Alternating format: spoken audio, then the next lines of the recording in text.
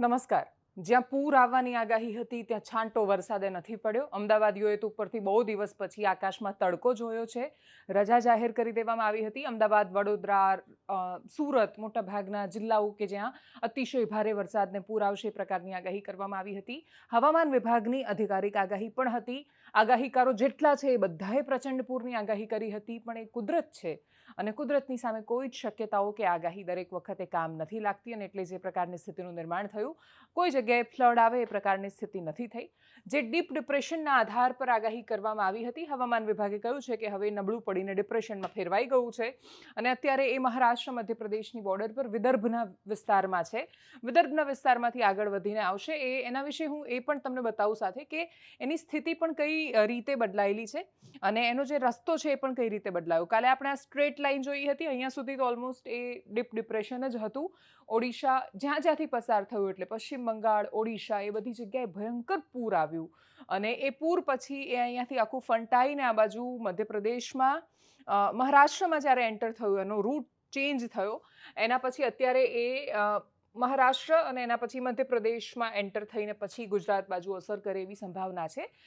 શું એની અસરના કારણે વરસાદની સિસ્ટમ સક્રિય થઈ છે? તેનો જવાબ હા છે. ગુજરાતમાં વરસાદ છે એવો વરસાદ નથી કે પૂર આવી જાય.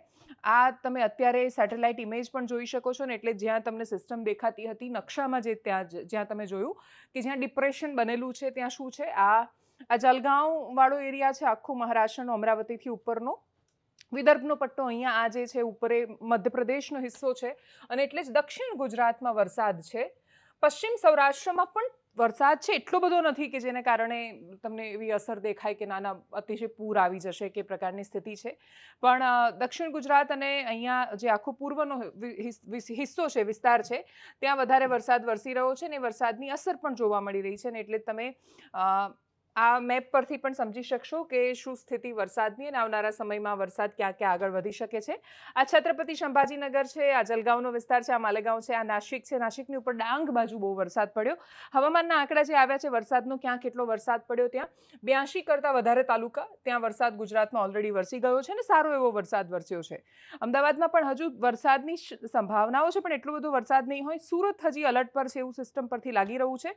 અમદાવાદ, રાજકોટ સહિતનો આ વિસ્તાર, કચ્છમાં વરસાદ આવશે કે કેમ એ ખબર નહીં, પણ આ સિસ્ટમ આગળ વધે અને શનિવારે જો વરસાદ લઈને આવે તો શનિવારે આ વિસ્તારોમાં પ્રચંડ વરસાદની સંભાવના. પણ ડિપ્રેશનમાં ફેરવાઈ ગયું છે અને એટલે જ હવે આ ડીપ ડિપ્રેશન નથી રહ્યું. ભુજમાં શનિ રવિમાં વરસાદ આવે, કચ્છમાં રાપર સહિતના વિસ્તારોમાં કે ઉપરની બાજુ એવી સંભાવનાઓ છે.